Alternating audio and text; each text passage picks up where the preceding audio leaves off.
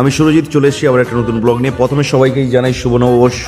সবাই ভালো করে এই বছরটা ভালো করে কাটাও, পুরোনো বছরকে ছেড়ে দাও, কি হলো না হলো ওগুলো দেখার দরকার নেই। গুরুজনরা যারা আছেন ওনাদেরকে প্রথমেই জানাই শুভ নববর্ষের প্রীতি শুভেচ্ছা এবং অভিনন্দন।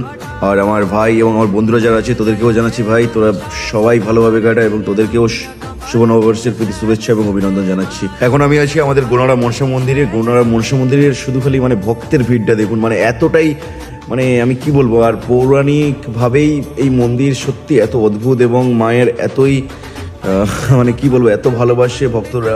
তো লাইন দিয়ে কতটা পর্যন্ত যেতে পারে এবং কতটা রয়েছে শুধু খালি একটু ভেবে দেখুন। আর সেই জন্যই মূলত ভিডিওটা নিয়ে আসা।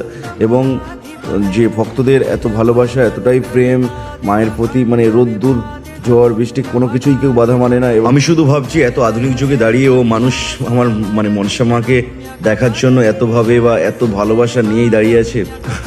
সত্যি খুব ভালো লাগছে, দেখে বাধ্য হয়ে ভিডিওটা বানালাম। মা গো, তুমি সবার মঙ্গল করো, সবার সব কিছু আশা পূরণ করো, সবাই তোমাকে এই আশা নিয়েই থাকে।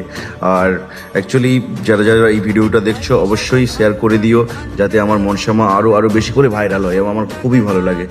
আর একটা জিনিস, মায়ের কাছে আসতে তো কারোরই কোনো সময় বাধা থাকে না। এবং আজকের দিনে যদি কেউ এসে থাকো তো অবশ্যই শান্তিভাবেই এসো এবং শান্তি শৃঙ্খলা নিয়মকানুন মেনেই আমার মাকে পুজো দিও।